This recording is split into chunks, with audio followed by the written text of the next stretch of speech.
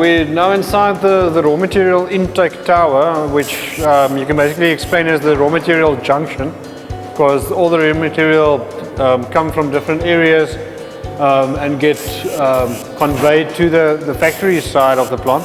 We have that coming across the road, across the bridge, and into this system, which is a batching machine. There's a battery of bins on this side and there's another one at the back, and each one has its own product in. We produce 1 ton batches at a time. So all the product is brought in through computers. It's an automated system. So there's no way you'll get products mixed up. As it comes through, goes into the scale weighs every single ingredient off, and is weighed off is within 1% of what the set kilograms is.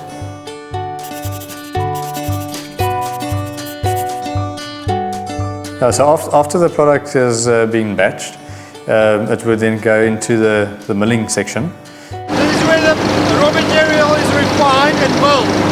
It's first sent through a 5mm sieve and then a 1.2mm sieve, so we can get a fine powder to use, for that we get a higher digestibility. The reason for that is that you need to be able to get moisture into each particle as quickly as possible. And the smaller the particle is, the quicker you can get the moisture into the center, and then it can cook.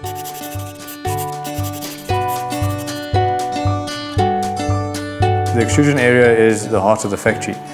When it drops into the extruder, it will actually form little dough balls. Inside the extruder you've got a screw running from the back to the front, and the opening or the size between the screw and the sleeve of the extruder becomes smaller to the end of the extruder. So pressure is built up inside. So you're cooking by use of temperature and by pressure. Your temperature can come from the injection of steam or from friction.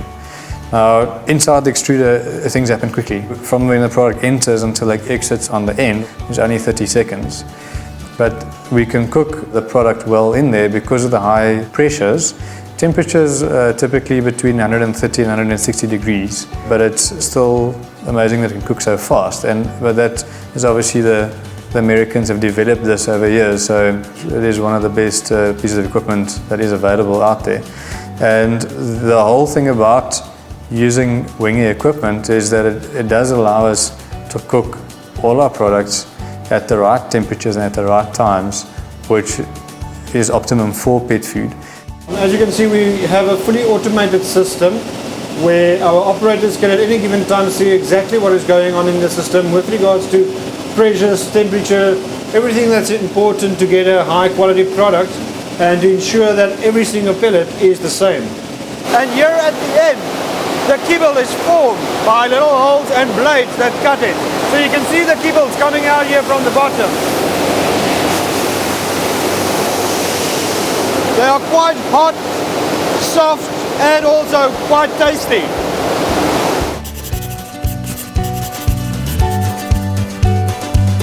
From there it goes to the dryer. Once again, that's imported from the States. The specific dryer allows us to get a very consistent drying throughout the bed. So the product throughout the dryer will be dried to the same moisture level with the accuracy of 0.2% moisture. So you obviously don't want wet spots throughout the product, which then could cause mold later on. After the dryer, we've got the first sifter, where we would separate lumps and fines from the product to make sure that just the pellets go further in the process. After the sifter, it moves on to the fat coating system.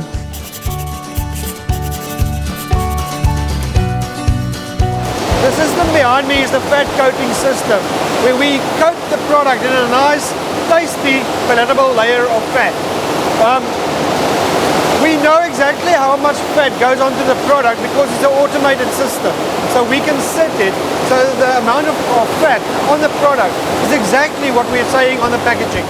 The system what we bought is all imported from Belgium, and it controls the addition of liquids onto the pellet. As you can see, the whole product is coated in this layer of fat. which is highly palatable for the dog. And at Montego, we're very proud of the shine our product has. Now that the product has this nice coating of fat, it can finally go to packaging, and it's taken by this conveyor system to our packaging area.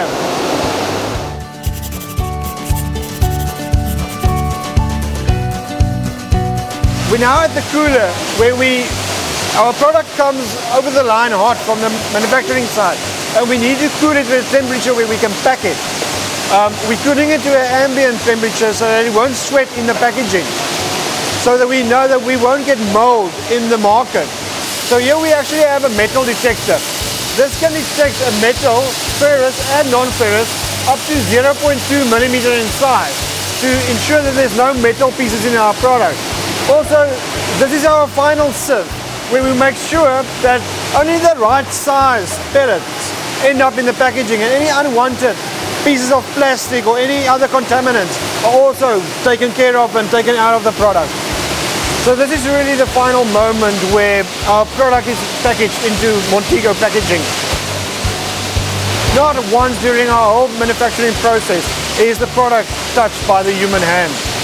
As you see it here, it now goes on the conveyor where it's kept in storage for, it can be as little as 10 minutes, and then it's packed onto a truck, finding its way to one of the 1,300 shops in South Africa selling Montego. So it's just really our aim to manufacture a product that we know will be the same standard no matter what time of the day you make it, and just to make sure that it is safe at the end of the day. We would match any product that's made anywhere in the world basically.